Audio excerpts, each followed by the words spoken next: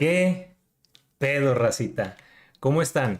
El día de hoy tenemos un invitado muy especial, un invitado que habla en inglés, así que vamos a estar teniendo una conversación en inglés, voy a estar traduciendo y vamos a estar platicando. So, our guest today is Lulleh, a Whale Guardian Tales player, super pro, and welcome, Lulleh. And would you like to introduce yourself?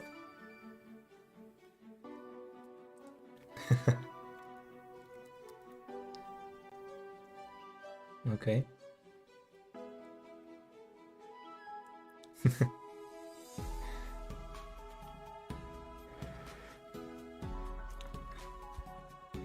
Okay.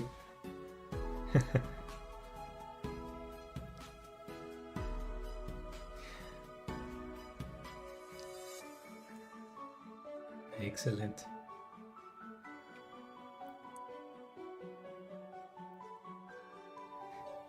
Ajá.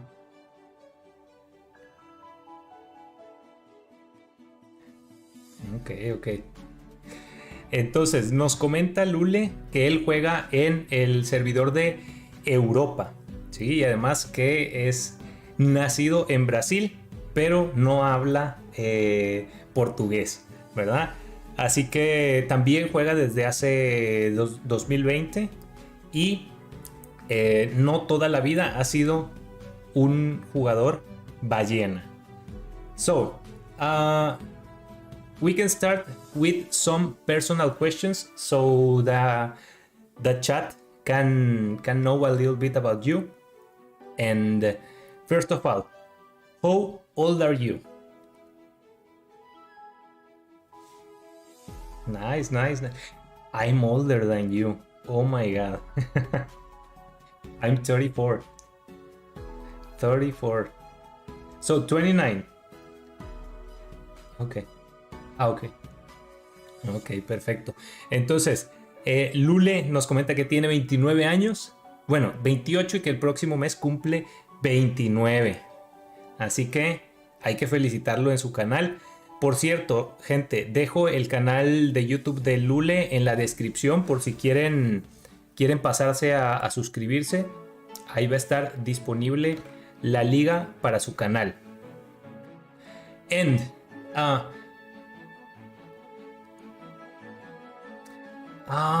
just give me a second. Wait, I will try to fix that. Okay, now try to speak. And okay, 1, 2, 3, testing. Can you hear me now? ¿Escuchan? ¿Lo escuchan, gente? ¿Lo escuchan? ¿O todavía no? Maybe it works now.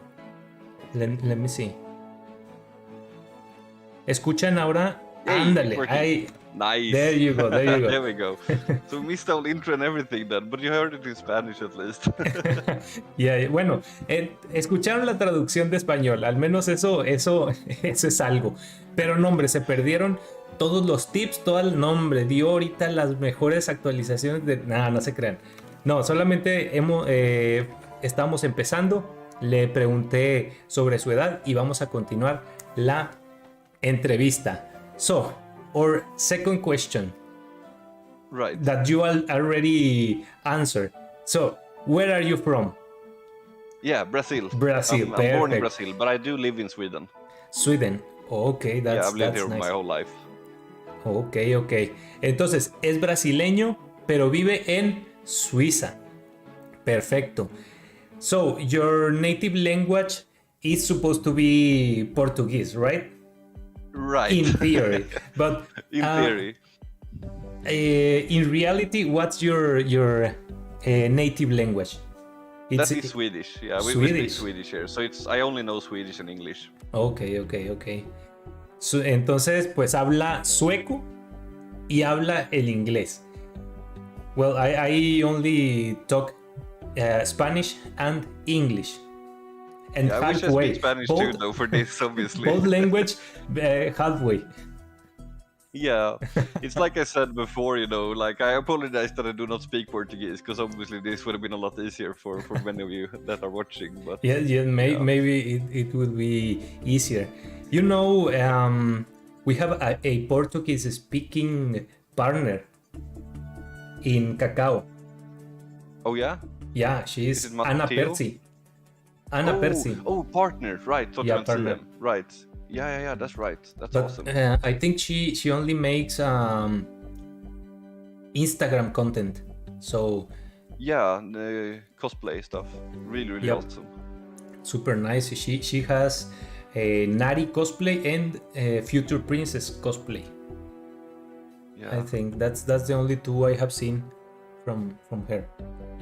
Yeah, I remember seeing it like a long time ago, the Nari one, but I didn't realize it was her or anything, obviously. And then when she joined the partnership, I checked the stuff and I was like, oh, that's her. So yeah.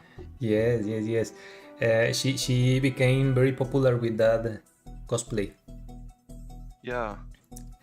Estamos hablando, gente, un poquito de los partners que hay de las diferentes lenguas. Le comentaba que hay una chica de habla en portugués en el canal de partners. Pero bueno, vamos a seguir con la entrevista. Lulleh.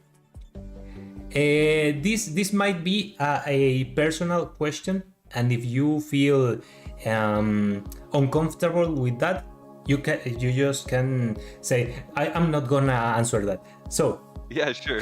What do you do for a living? Right, I'm working in real estate. Okay. That's nice. I'm a music teacher. Oh, so completely different words. Yeah, completely definitely. different. Well, I have a friend that's a producer actually with music, so nice. I really sometimes take works in record studios, so I do know a few producers. That's awesome. So I'm gonna translate now. Lulleh se dedica a las inversiones, así que ahí conocemos un poquito más de quién es Lulleh, ¿verdad? Do you have any hobbies? I mean, aside from Guardian Tales, not really. That's pretty much the one. I don't really have time for your much. Only hobby. Yeah, okay, I like to go all in for one thing, basically. So nice. So I am supposing you don't have a lot of free extra time. No, not at all. I mean, I have my fiance that some of you know, which I'm obviously spending a lot of time with, and there's studies and work, and lots to do. So I don't really have time to play a lot. Congratulations on your fiance. Oh, thank you. So, nos comenta Lulleh que su único pasatiempo básicamente es guardiantales, que normalmente pues no tiene mucho tiempo de sobra porque también está comprometido, así que un hombre ocupado, a busy man. So, do you consider yourself a gamer? I mean, yeah, of course. I mean, I've been playing games since I was like 5 years old, but it's kind of like less and less nowadays, I feel, because I don't know, there's like a bunch of titles that I want to play, but just thinking about it is like exhausting. So I feel like Guardian Tales might be the last game I'm playing, actually. Okay. I really love Guardian Tales, but yeah, I'm not really having that kind of spark that I used to do. Yeah, also adult life is, oh my god, you don't have any time left. I can tell you, I bought Lost Ark with a anticipate, like I could play with an early access, but I didn't have time. I just forgot about I bought the game, and it's kind of hard to find any extra time. Yeah, no, for sure. Entonces, pues nos comenta Lulleh que sí, que se considera un gamer. Los juegos han estado dentro de su vida desde hace mucho tiempo, pero que posiblemente Guardian Tales sea su último juego así fuerte, porque pues la vida de adulto y los tiempos ya simplemente ya no dan. Te vas perdiendo como ese esa chispa de meterte mucho a los juegos, ¿verdad? And talking about anime, have you ever Right. seen any anime, or you consider yourself an anime fan? Not really. I mean, does Pokemon count? When I was little. I think yes. Pokemon does count as an Yeah, I anime. did watch that when I was younger, but that's about as Nice. far as it goes. Okay, I ask you this because a lot of players of Guardian Tales, they also have interest in anime. So Yeah, I don't know definitely. if it's about the illustrations or something, but I find it's very compatible to play Guardian Yeah, Tales for and be sure. a fan of anime. Maybe Nos it's comen- even a thing with gacha games in general. Yes. Anything that has to do with waifus, they are Exactly. in. Entonces, That's it. comento con Lule que si es fan del anime, me comenta que sí, que bueno, si Pokémon cuenta, podría decirse que sí, que sí acostumbra a ver animes, bueno, vio animes como Pokémon. Y que esta pregunta viene a que la mayoría de los jugadores de Guardian Tales son muy dados a ver anime. And talking about waifus, Right. do you have any waifus? I mean, you are familiar with this word or not? Right. Okay. Yeah. I mean, I'm not really looking at it in that way, you know. I mean, that would obviously be my fiance, but if we're gonna pick one Of in course. game, which I'm assuming that you're obviously looking for, I mean, Marina was my first one, so she obviously has a special place, even though she kind of fell off the arena a little bit there. Okay. She's back now, I would say, but yeah. And Beth, I really like Beth too. I mean, that craziness, it's like, yeah. So I guess that would be my answer to that one. Nice. Definitely. Bueno, pues ya lo vieron para los fans de Marina y fans de Beth. Lule considera que esas dos serían sus opciones por elegir algunas que sean sus waifus. Así que, excelente. Marina and Beth. Nice. Do you play any other gacha or mobile games or any game at all? No, I mean, I did come from Guardian Tales, that's what we're playing now. Dragon Raya, that I played before. It's like a lot more whaley, by the way, but yeah, I did play that one. It's more like an MMO gacha, sort of, you know, it's like you have the open world thing and everything. So I did play that. That's like the only gacha I played aside from Guardian Tales, but yeah, no other experience with it other than that. And yeah, no other games really now either. I played a lot of games before though, but yeah. So what's that game you're talking about? The title? Oh, which one? The one you played before Guardian Tales? Oh, well, yeah, well, I played World of Warcraft for a very long time, since I was like 12. Nice. Yeah, so I played that for like, I think 2013 or something. That's a nice I think game. that's when I quit. And a few private servers after that, yeah. I mean, it's very different nowadays, but it was a lot of fun, so I'm really happy with the experience, that's for sure. It has a really nice music. Oh yeah. Really nice music. I had the privilege of knowing the composer and play. There was a concert here in Monterrey, Mexico. They call it Video Games Live. And the composer of the music of WoW and Overwatch came to play his music, and I was playing there in that concert. I met him. That's so awesome. And wow. Yeah, it was before all the drama with Blizzard and everything. Oh yeah. About that. Yeah, I've been reading and following that, definitely. But Bueno, yeah, pues, that's awesome though. Thank you. Nos comenta Lule que ha jugado LOL y antes de eso un juego más, gacha, que era un poquito enfocado hacia el mundo abierto y RPG. Así que definitivamente ha estado dentro de los videojuegos por ya un buen tiempo.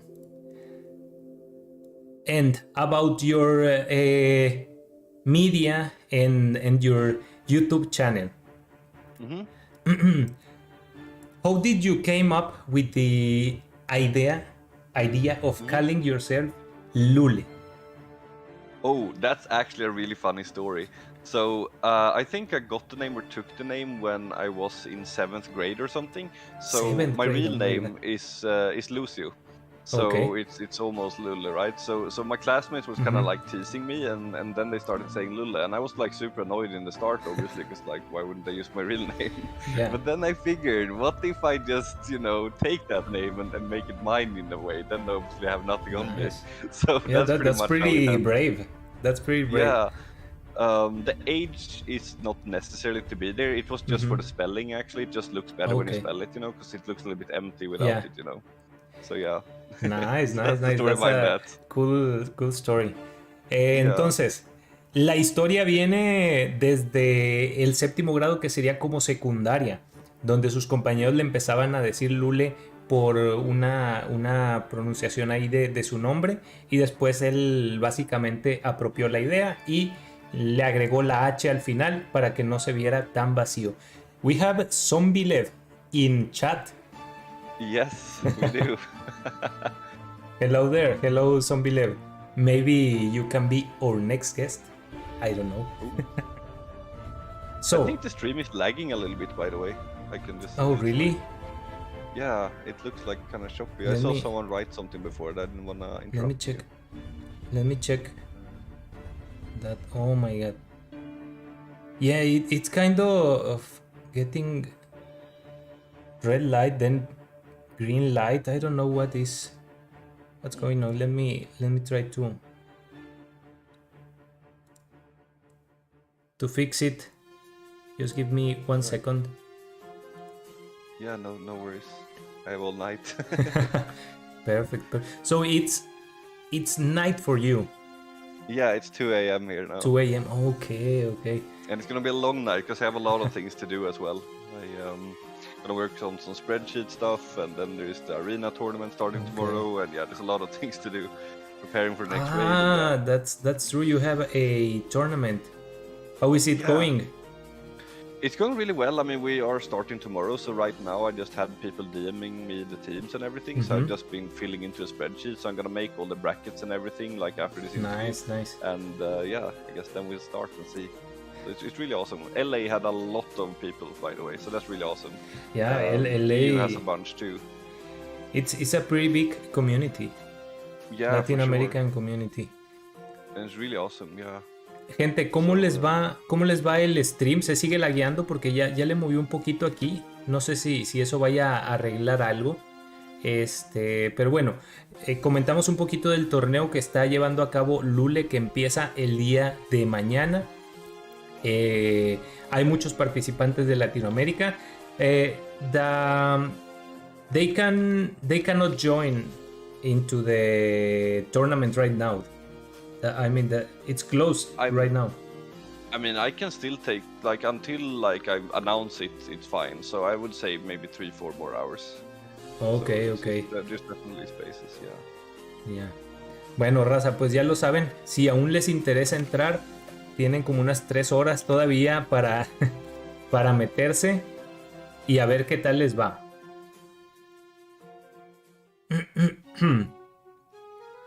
So you have any other platforms you use for content creation, or only YouTube?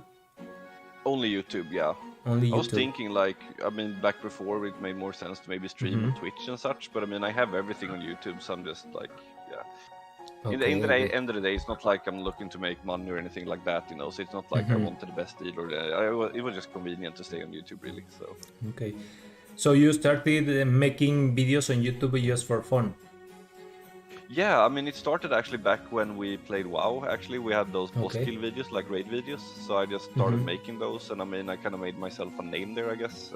I was really hardcore with like achievements and farming and stuff.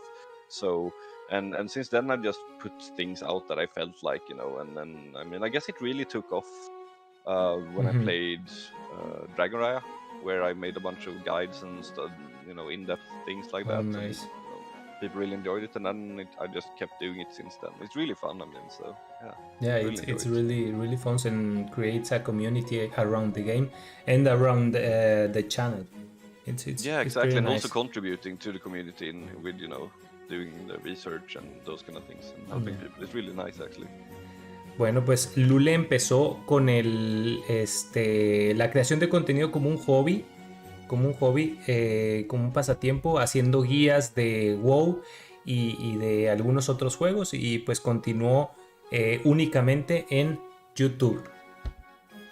Ahora lo estoy notando. Give me a second because I think the stream is still lagging. So yeah, let me check what I can do.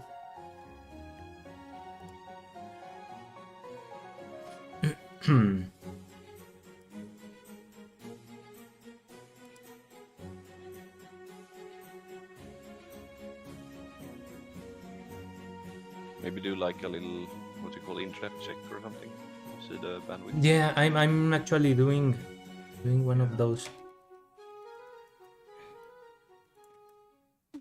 What's the bitrate you're using? Let me check. 4350 kbps. How much? For video. 15K? 4350. Okay. 4350. Right. Yeah. Maybe try to go a bit lower, I don't know. Yeah, I think I'm gonna reduce. 3.5 maybe? Or maybe that's low. How do I even say that? Ooh. Or like how is that? Ooh. I see people use it, but yeah, people in the chat are telling me to say ooh. Yeah, it's kind of an emote. Yeah, the ooh thing. I have no idea.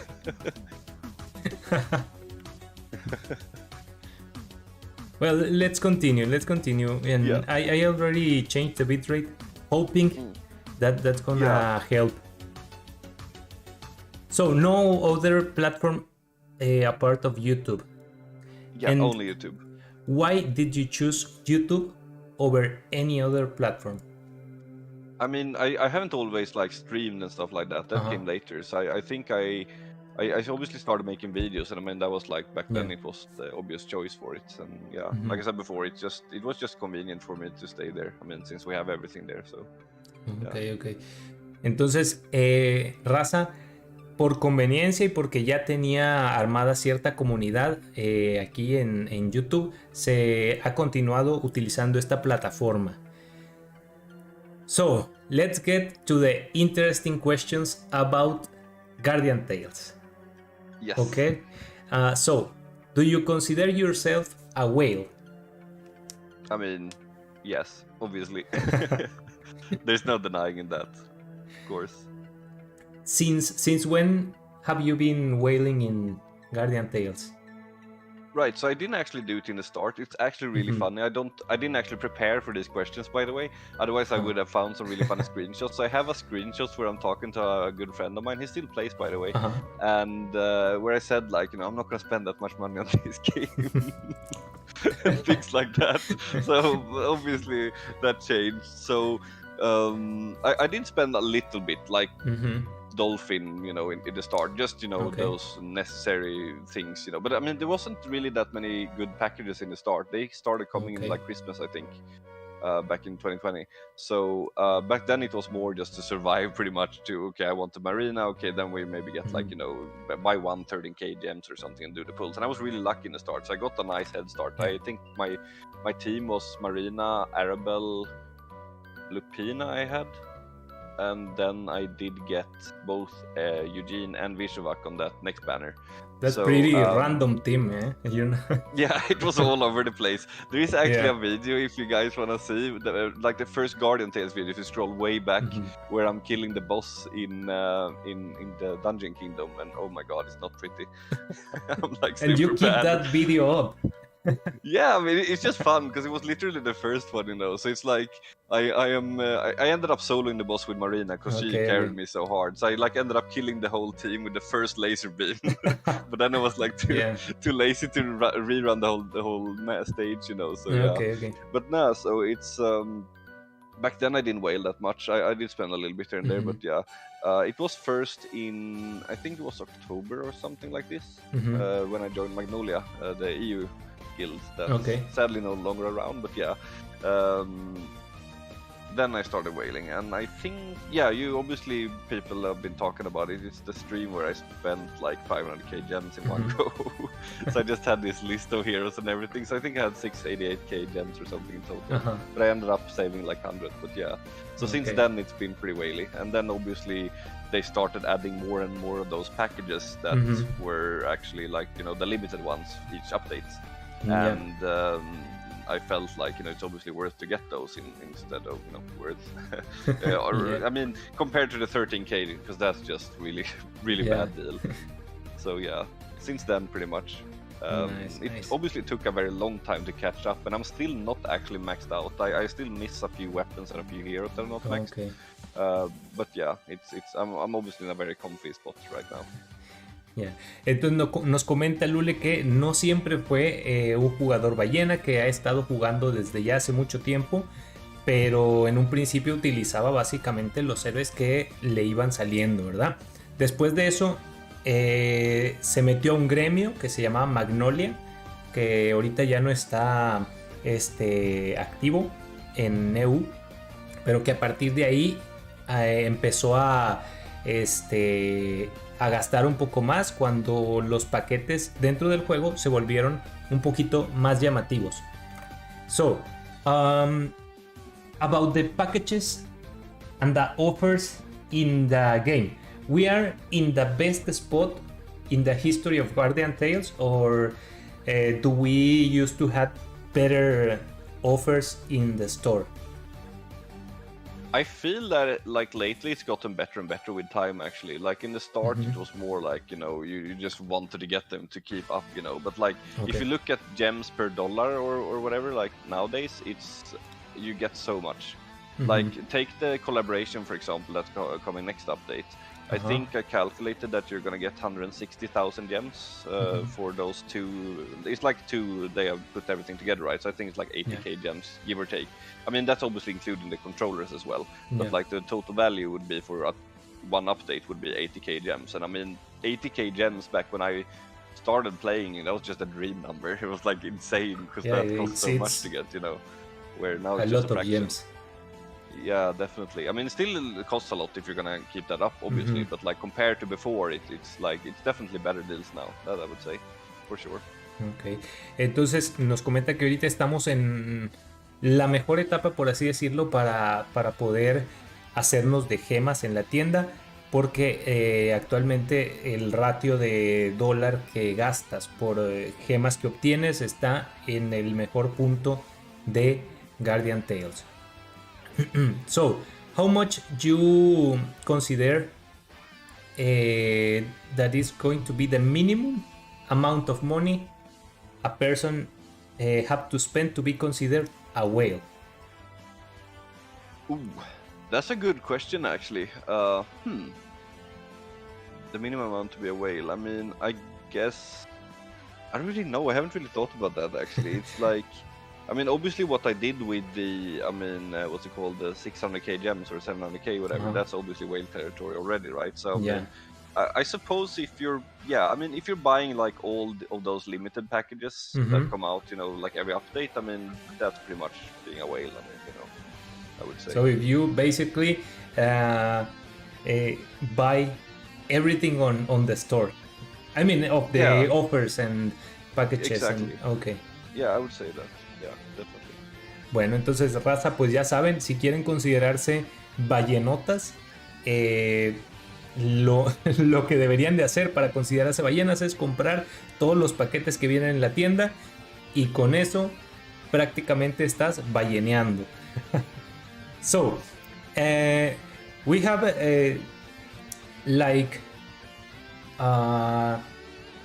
tiers of spending you know, Right. whale, Yeah. dolphin, like a little fish, and free to play and hardcore free to play. I mean, free to play is basically you buy the welcoming package and you're basically that's it. And hardcore free Right. to play, it's you don't spend any dollar in game. But Right. for the next three steps, like being a little fish, a dolphin, and a whale, uh, what's the approximate amount of money to be considered in those steps? Right. So let me just think now. So obviously the true free to play, or that's like not spending anything, right? And Yep. then we have the next one. You just get like maybe that package where you know the $10 one where you can choose an Maybe EX weapon. I that's- mean that's fair, you know. Like Yeah. it's still kind of free to play, I would say. You know, not true, but you know. Uh-huh. The next step, I think that would be just picking up like you know a multiple of those really good deals. We're not talking about those $30 you know gems or anything, but still you know like if there's something that's just too good to pass up on, you know, then that's like I Like suppose, lock you know. stones and option change stones, those are really good packages. I Yeah, exactly. always Oh, I bully love those. yeah, for sure.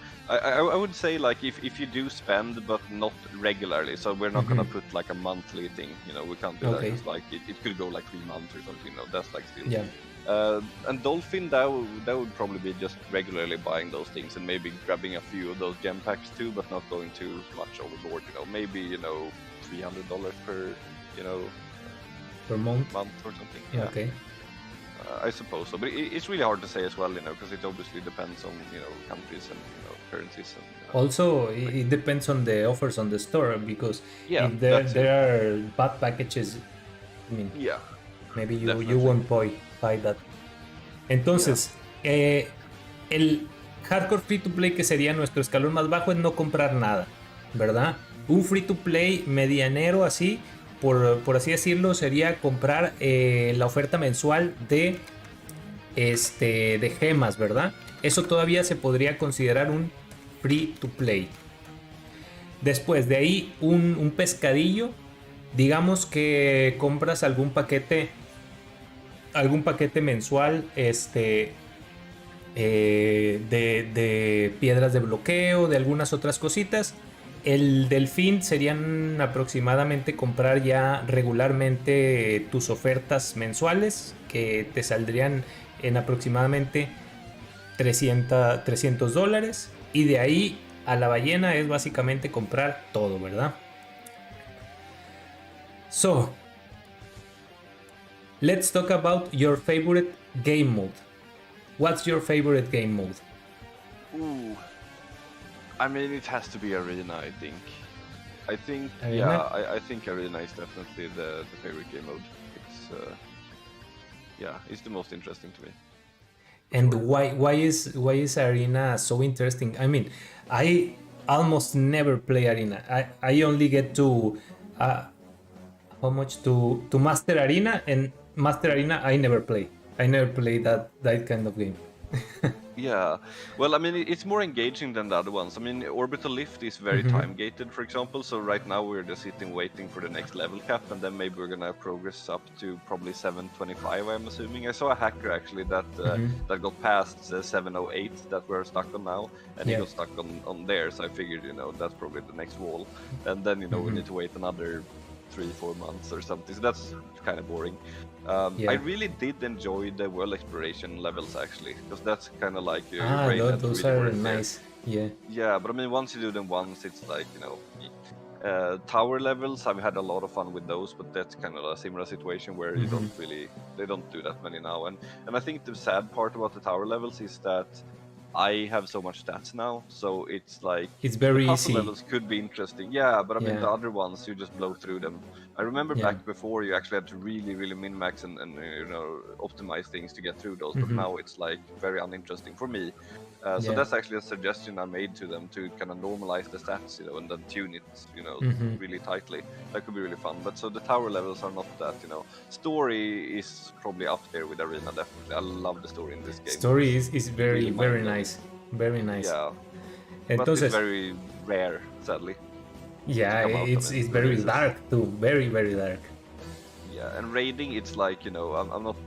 It's kind of the same always. So it's not that much fun. I mean, Entonces nos Colosseum is comenta like- que su modo favorito de juego es la arena. Y después de la arena sería posiblemente la historia.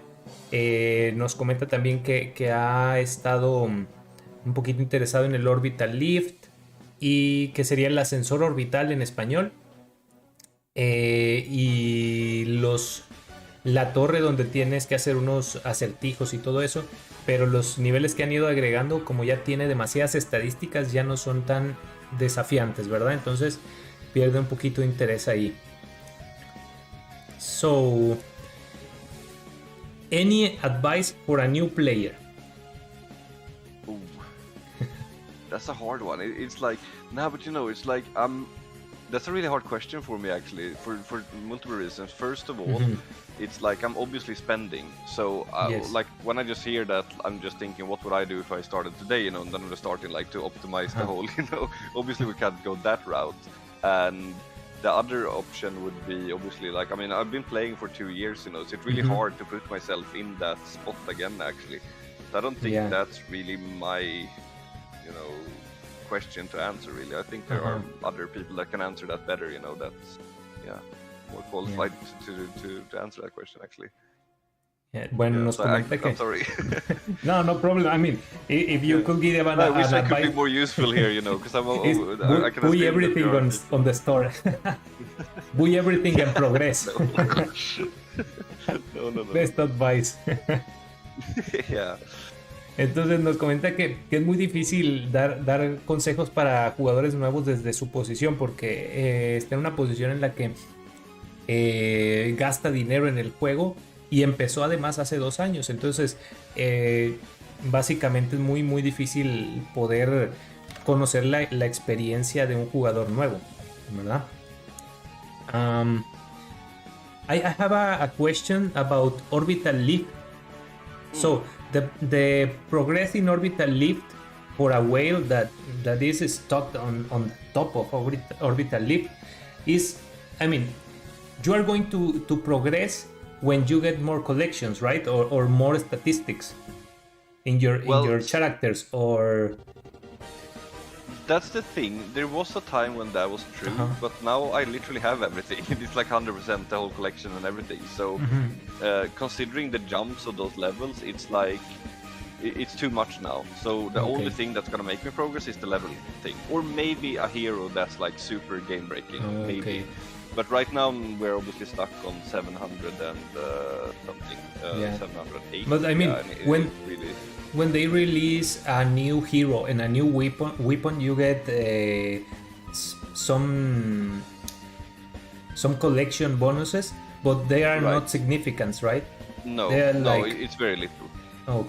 Okay, so if you take my attack bonus, I think if we combine all the attack I'm getting from everything, I think it's around 180% or something.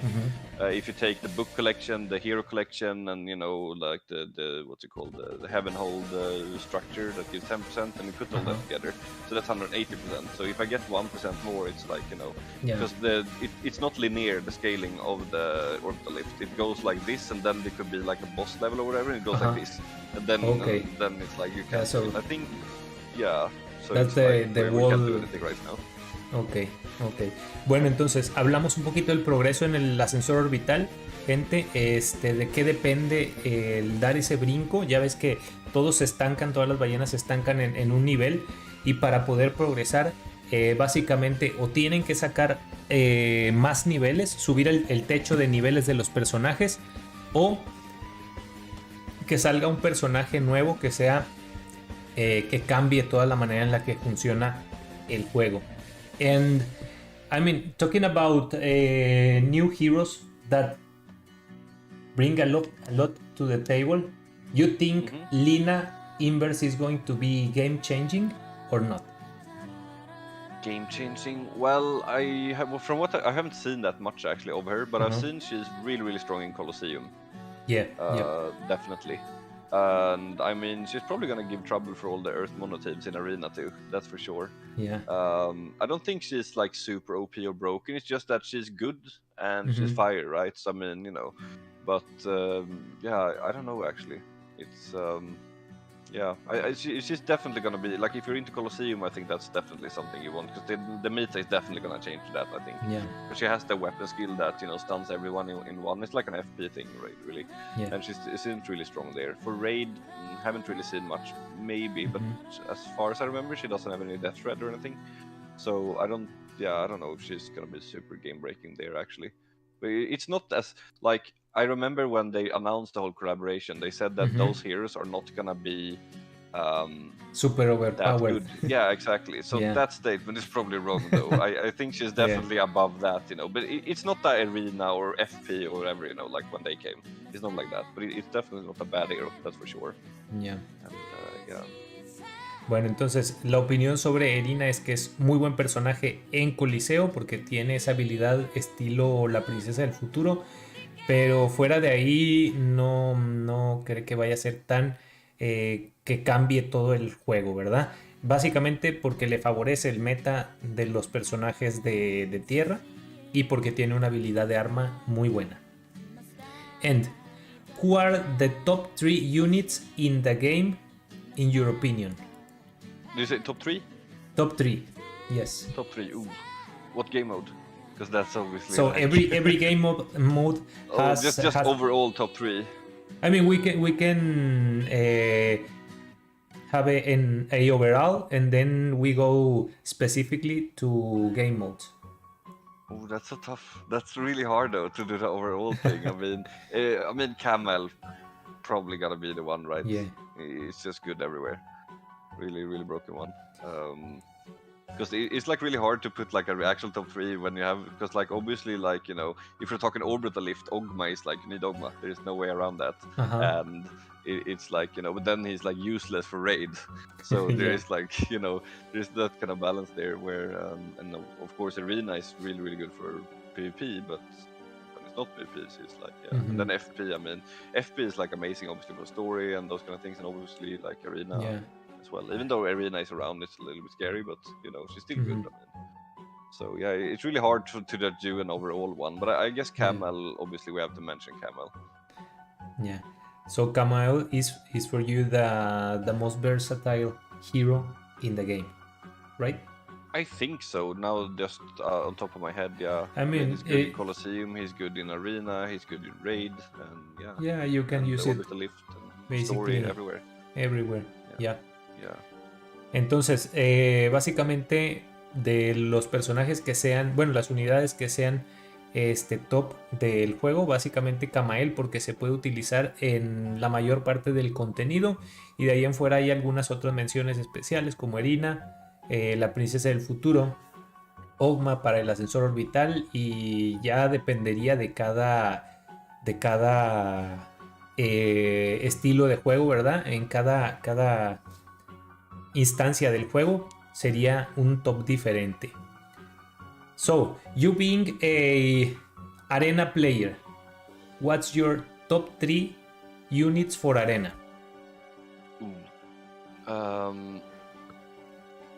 Camel, Arena, and so here's the thing. I want to say Lucy because she's really broken. The problem with her is that she's very hard to play. Or you need to be very disciplined and have a lot of patience and really stay away from the enemy rather than brute forcing it like we usually do. Yeah. So, and because of that, not a lot of people play her, and then they buffed her now, and the potential of her is extremely crazy. We have a player in Europe called Hello. He's extremely good with her and the whole running thing, So he can really do magic with her.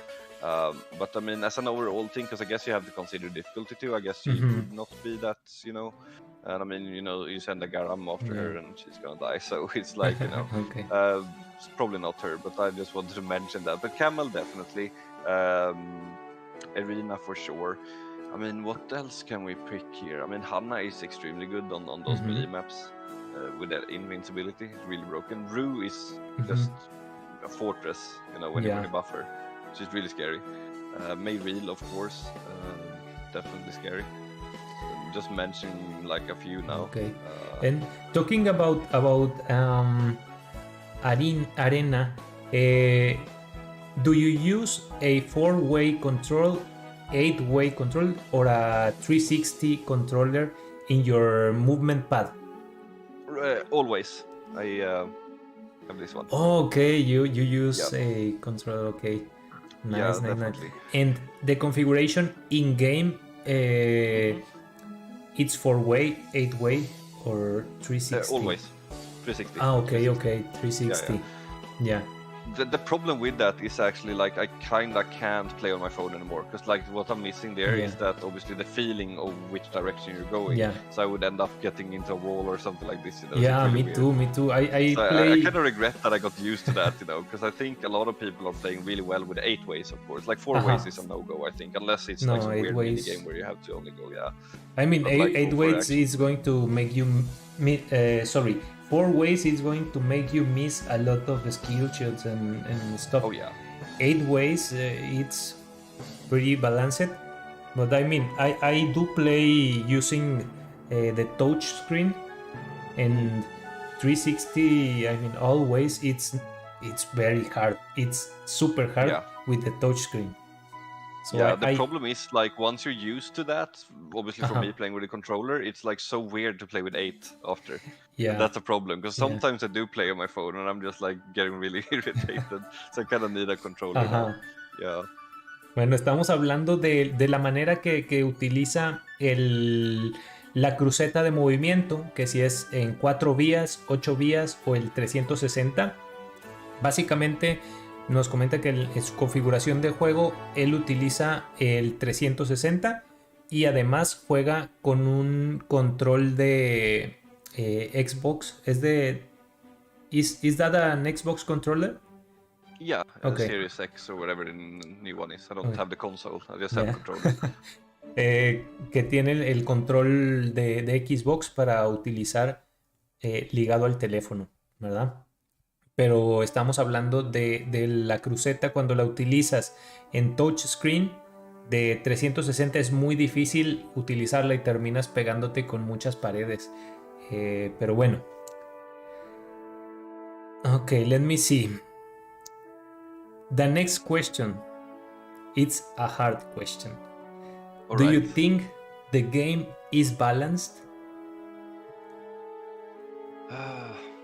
That is a hard question, definitely. Yeah. I would say compared to many other gacha games, it's very balanced. Like I understand that many people may disagree now and thinking like I have all these stats and so on that obviously started playing, But I think that kind of balance, you would have that in a non-pay-to-win game as well, right? If you have CSGO, for example, you have someone that played their whole life, and someone that's just started, obviously the one that has more experience is going to win. So you kind of, in a way, have the same thing. And I mean, on Europe, like I mentioned before, we have free-to-play players that are doing really well in Arena. However, they did play from the start. So I guess it's balanced to a certain degree, I guess you could say. Dragon Rider, for example, which was crazy with the whaling, I think the whale that...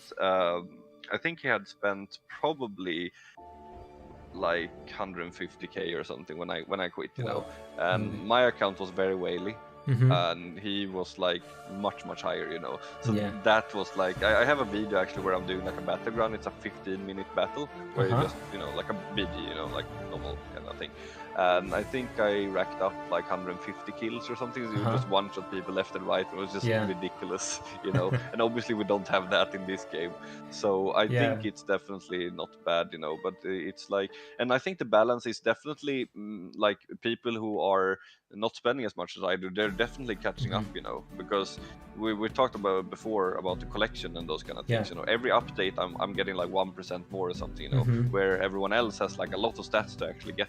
So that kind of margin is like shrinking more and more, I've seen. We haven't really had anything that has been favoring whales a lot for a long time. First we had the HQ that made a big gap, but then everyone caught up. And then we obviously have the merchandise too, where that kind of gave a boost. But I mean, now it's not.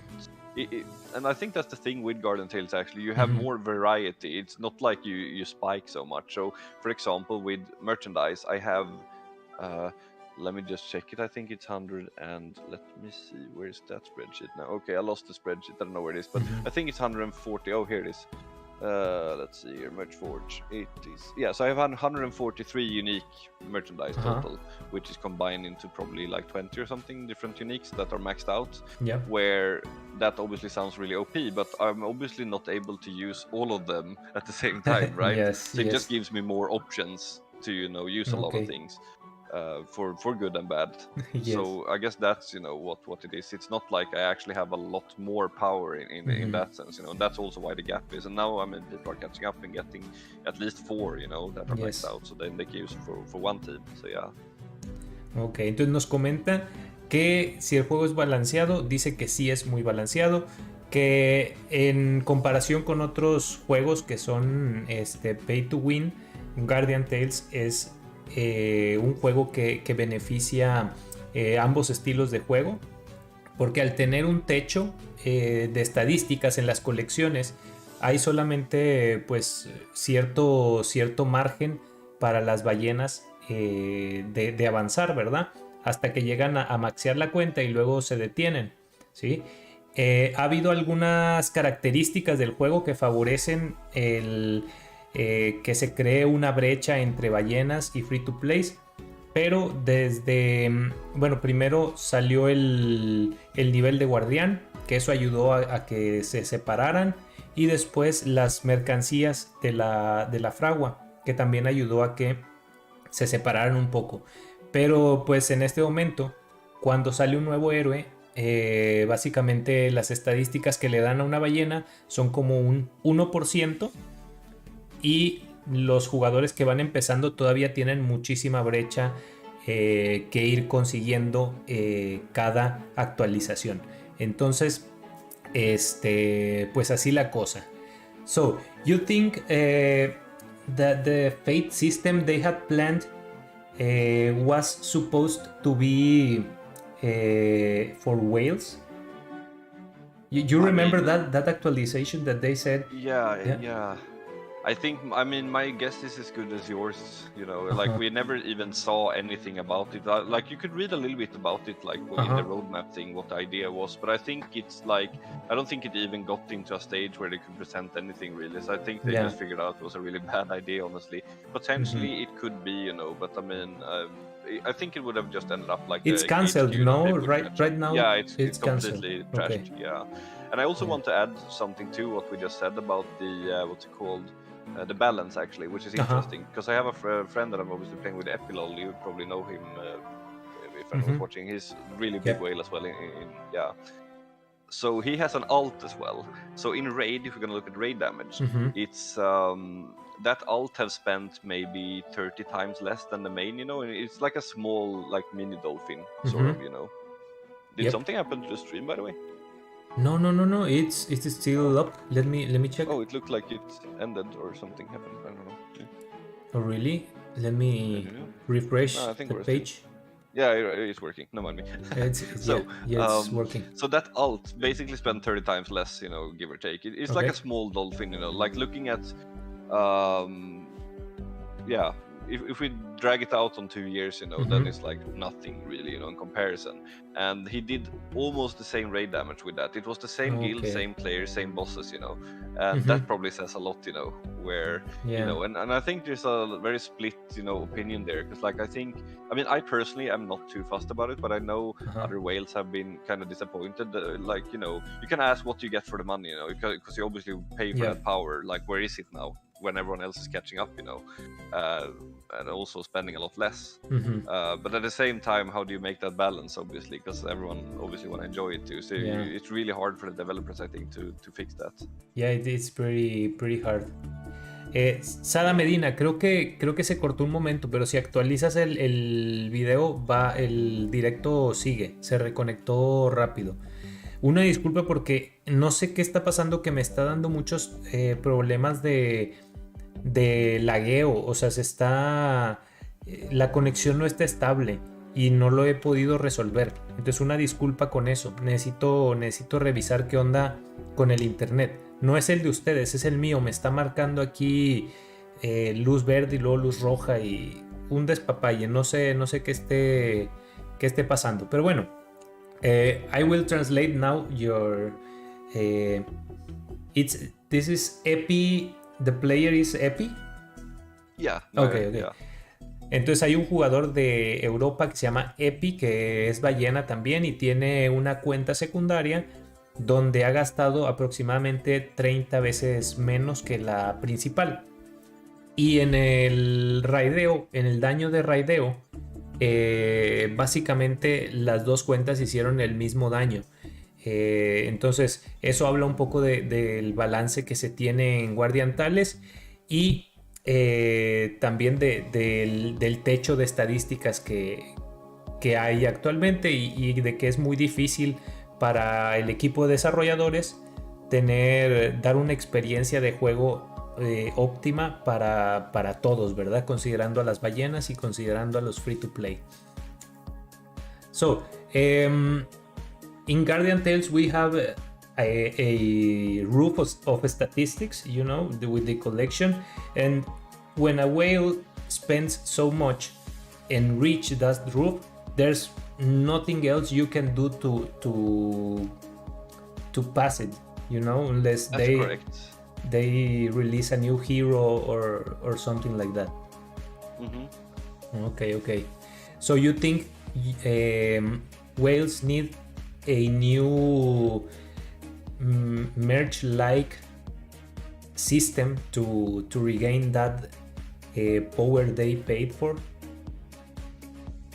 I mean, it's a hard question though, because I mean the short answer would be yes, considering it would benefit me. Mm-hmm. But I mean, we obviously have to think about the whole game, because like it makes no sense to make me like double as powerful as I am, and then everyone else quits, right?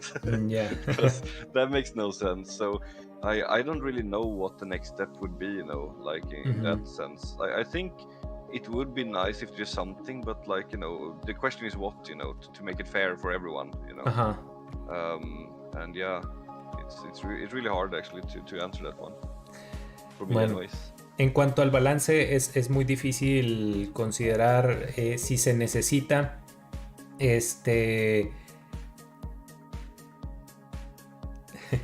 Sorry, I'm reading the chat a little bit. Que se necesita una nueva instancia como la de las mercancías para dar a las ballenas ese poder que tenían antes.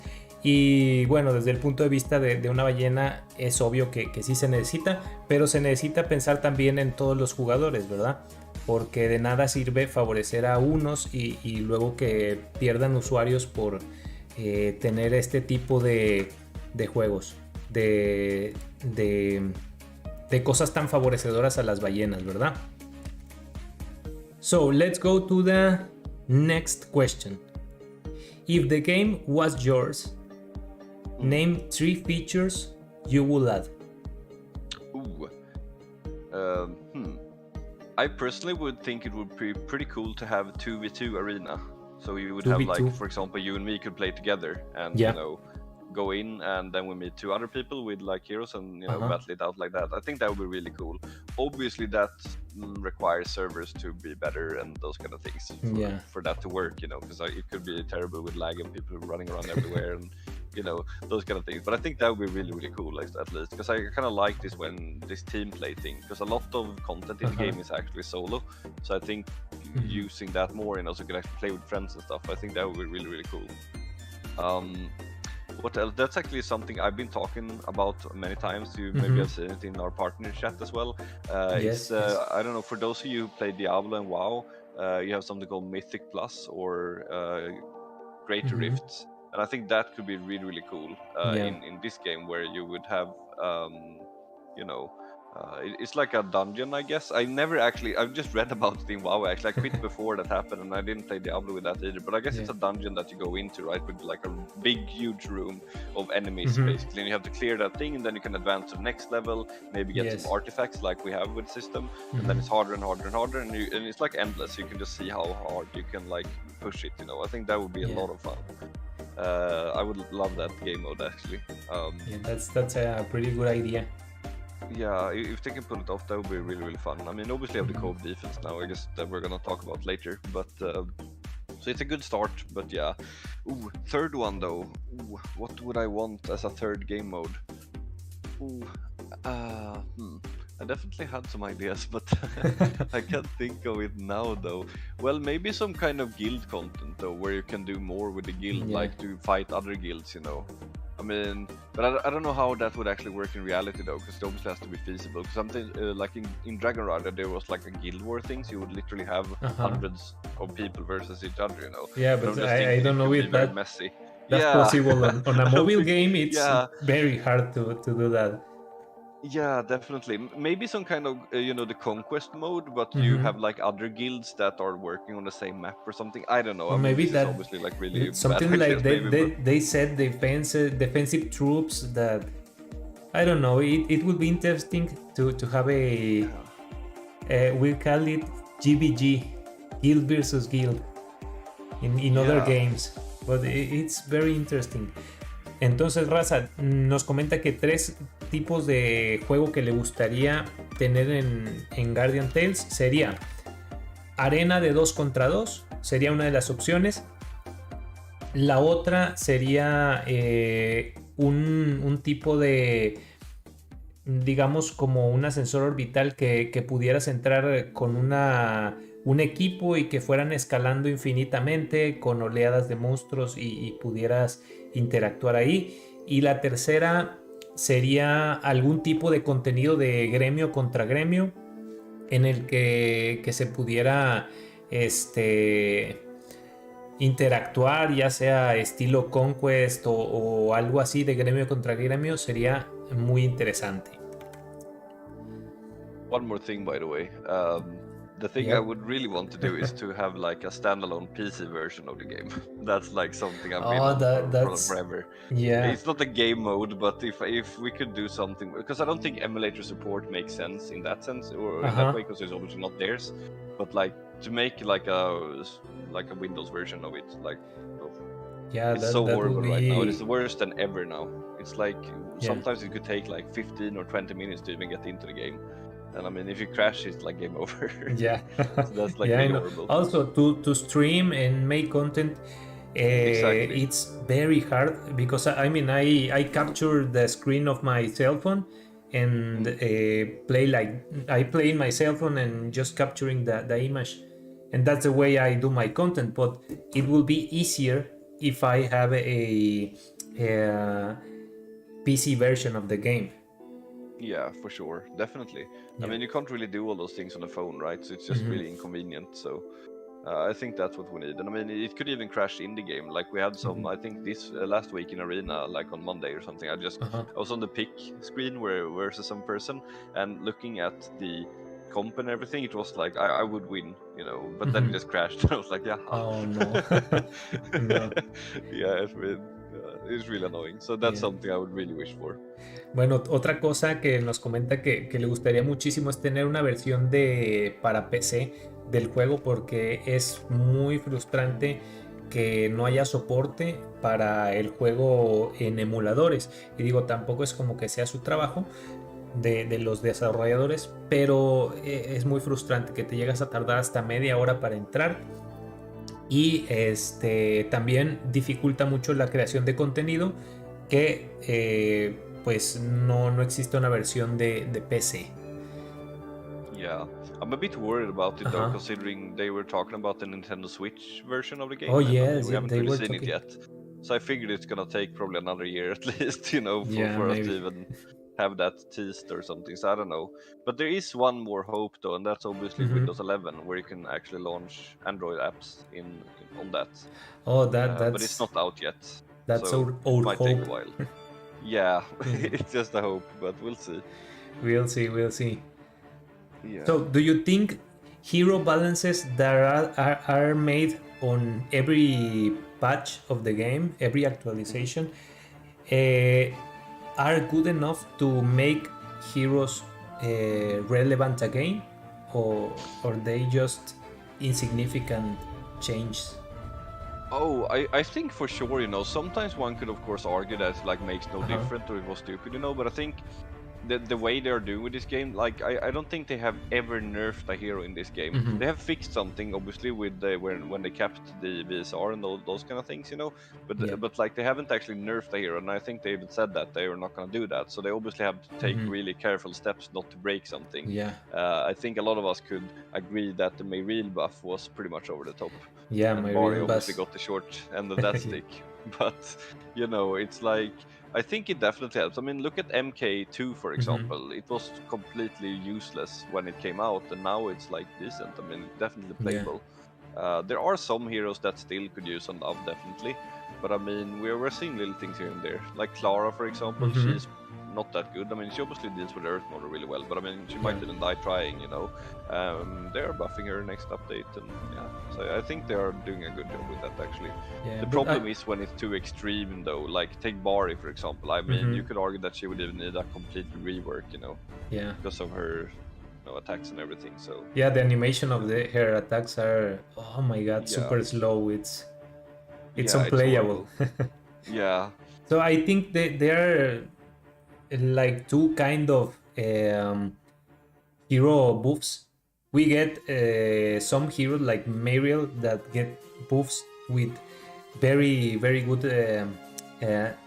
I mean, they buff her and make her usable in every game mode. But then we get buffs like, oh, Lapis, one more HP, and you are like, bro, that's not gonna gonna do anything, Lapis, you know. Entonces, gente, los balances que les hacen a los personajes, le pregunté si consideraba que eran relevantes para volverlos a hacer jugables, y básicamente lo que me comenta es que sí hay buffos que son muy buenos en las actualizaciones, como el buff que se le hizo a Mariel, a Mayrel, siempre me confundo, donde se le separa de Bari, ¿verdad? Y otros buffos como el de MK2 que la volvió a hacer utilizable. Entonces ese tipo de buffos están muy bien, pero tienen que tomarse con mucho cuidado para no romper alguna parte del juego. Let's talk about the partner program, okay? Right. How Yeah. do you feel about the partner program? Oh, well, I'm obviously really flattered that they wanted me and everything, so that's really nice. I've also heard that they have more planned for us, of course, in terms of what the contents of that, or you know what it means to be a partner. Yep. I think that my expectations have not maybe been fulfilled yet. You know, I know they're working really hard, and I really appreciate the work they do. I just wish that there was maybe more to it, or you know, it's like right now we're getting the codes, and I was obviously featured on Twitter, you know, but I mean we haven't seen anyone else being featured yet, and you know, I suppose one thing could be to maybe pretty much do what you're doing here, but you know, the official streams and those kind of things. And I guess I was also somewhere hoping that maybe they would, you know, actually have a meeting with us, you know, like off camera and everything, but like you know, to talk about the future of the game and those kind of things, and also we could actually, you know, make an influence, because I think that's obviously one thing that all the partners have in common, that we're obviously spent a lot of time in the game, so we're obviously experienced the game at first hand, you know. So I think maybe I hoped for more, you know, but I'm not disappointed, you know. It's just that I guess I'm not just satisfied just yet, you know. But I'm obviously I'm obviously looking forward to see what they have planned, because there was some plans, so let's see what that is. Entonces nos comenta que del programa de los partners, que definitivamente tiene más expectativas, ¿verdad? Pero que también sabe que dentro del programa hay planes que están siendo llevados a cabo, y que definitivamente se podría hacer más con el programa de partners, porque básicamente ahora nos están dando los cupones mensualmente, pero fuera de eso solo ha habido una mención en Twitter acerca de los partners y nada más. I mean, I talked already with a few Spanish-speaking partners, and there's a feeling like they are not taking us seriously. Because I mean, since how much work does it take to make a tweet featuring a partner? It's super easy thing to do, and I mean, we have only had one of the partners with a shout out, so I don't know. There's a feeling there that they could be doing more. Right. Yeah, I mean, I can't blame you there, like, Yeah. I mean, I don't know what work they're doing aside from that and those kind of things, so I can't really say anything there, but I mean, if I were, in charge of that, I would just make a feature each week, I guess, from the start, and it should be done by now, or, like everyone should have other features. Yeah. So, I can see where that's coming from, definitely. And also the codes have been delayed very many times. I don't know, like, Yeah, the how codes hard it is are. to generate a bunch of those. That was something I felt like, come on, like, Yeah. it's And supposed to be also on the they 25th every came month, out super boogy. The codes with That too. so little information about how they were working. I mean, I had to discover it by making tests with my viewers and sharing info about like stuff like you cannot use two codes in one account, and once you use I mean, they can give us that information since the beginning, and it's Right. it's Yeah, I also remember the initial mail we got. It said like one Yeah. code contains 50 controllers. Like it literally just said Yeah, that one code contains 50 controllers. Then I'm like, okay, so one of these 11 codes I have contains 50 and the rest contains 10. But what it actually means is that each code contains 50, except they wrote 50. It's supposed to be 10, not 50. So all of them contain 10. And then obviously like this week, for example, or like this batch of codes, I did that hide and seek tournament or challenge thing, and I have 2 codes that I need to give out next because they already got something from this batch. Because like if you like, yeah, you have LA codes obviously, but if you would have EU codes, for example, I have and North let's America say, codes. I have oh, you North do? America. Okay. Yeah. That's nice. Yeah. Oh, yeah. You're playing there, of course. Right. Yes. But let's say we both were North American then. We both have those codes. So if you give one to one of the viewers here, for example, and then they win something from me, they can't get the code from me because he already got one from you because it's from the same batch, and that's super annoying, right? So then it's like really annoying. So like that, that's still on this batch. So that kind of stuff still happens with this batch of codes. Oh yeah, it's like one code per account per batch. Okay. So if they if they're following multiple creators or partners, then they're in trouble. Okay, I didn't know that. I thought they solved that problem. It should be like one per partner. I mean, you can only give one of your codes to one person. That's fair, right? Yes. But I mean, they could. Yeah, I don't know. So yeah, they should probably have thought of that. It's really annoying now. So now next one, I have a code right now that I'm gonna replace with one of those codes that he's gonna get. And then I also gave one. Yeah, it's really messy. Yeah, it's a mess. So yeah. Entonces, gente, acerca de los códigos que nos han estado dando para los creadores de contenido, hubo muchos malos entendidos por ahí de cómo estaban funcionando. Hubo falta de comunicación, yo creo, o de detalles de redacción en el correo que nos enviaron, que no estaban cosas completamente claras de cómo iban a funcionar.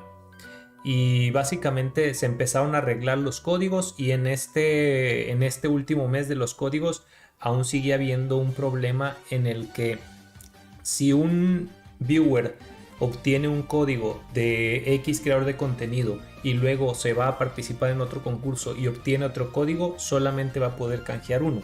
Entonces todavía hay cosas en las que se tienen que trabajar acerca de los códigos. So, what do you think about the Guardian Tales community? Oh, it's amazing. I have to say, it's really amazing. Yeah, I mean, I've been in very many communities, obviously, throughout the years, and I think what's really nice about Guardian-tailed community is that it's really friendly.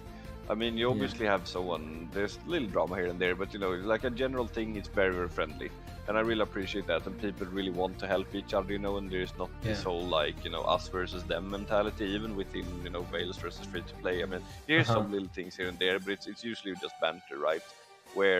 And I think main reason for that is probably because the stakes are not as high in this game, because I think that's something that happens when there's like, really exclusive things to get from PvP, and then someone can pay their way there or whatever it could be, but now it's like really chill, and I really, really appreciate that actually, because it's not fun with that stuff. Like take World of Warcraft, for example. Back when I played, it was like, okay, but now it's like horrible if you read on like those websites, and, like MMO Champion, which is like a big website for that, and sometimes I just go there to check how the game is doing, and I see these threads, and people are like, I don't know.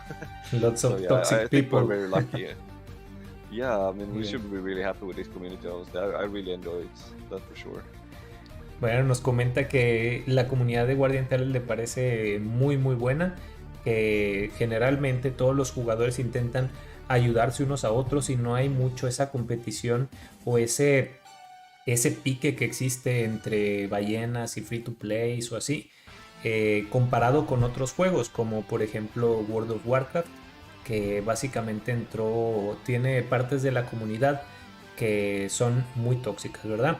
Y fuera de eso, pues sí hemos tenido alguno que otro drama adentro de la comunidad, pero nada que tú digas, uy, esto va a hacer que me aleje completamente del juego. So, now I have questions about the co-op defensive mode. What do you think about that game mode? I mean, I love it. I love it, but there's a lot of hate about that game mode. Right. So, I think it's a lot of fun. I think it definitely has potential to be, improved upon, and there's also some things to fix. I'm just talking from my point of view now. We're gonna look into what other people think as well, obviously. We like, for example, you have that loot window. They did some changes to it now, but I mean, maybe it wasn't perfect, but it's better. And we actually did some runs today, and I came up with this genius idea actually to, you have three options, right? So I actually bound it to this D-pad here. So it's like left, right, up, and then confirm to when you press up. Sorry, left, right, down. So the down is the middle one, and then you confirm. So I'm just like, click, click, and then I have it. That's a good idea. Yeah? But obviously that's not an option if you're playing on a phone, and it's really inconvenient there, because like maybe it's super hectic and you have stuff, and then that window comes up and you kind of want to grab that thing, and it's like, so I don't know, it's like, and then of course you have the boss getting stuck in places, or like the desync with the boss. It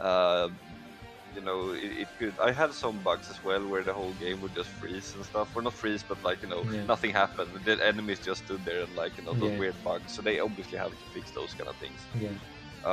As for difficulty, I mean, it's like, I think people just really expect to do those things daily, and once you've done it a couple of times, people just want to get through it without it being too much of a problem. And I understand that, at the same time, obviously it's nice if it's challenging as well, but since it is a chore in a way that you have to do each day, it's not that fun if it's too hard, Because like some people obviously maybe aren't that experienced in the game, or just want to go in, and then you get someone maybe playing a tank or a Mia because they maybe they know better, and then you have to redo it, and that's not fun, because you obviously want it to be fun. I've obviously I did make a guide on this, with some tips and stuff, but I mean that only goes so far, but I mean it's like, since it's a chore sort of type of thing, I think people can expect to do it on the hardest if they're eligible to do so, like with the in-game requirements, you need to have an MLB weapon or whatever it is.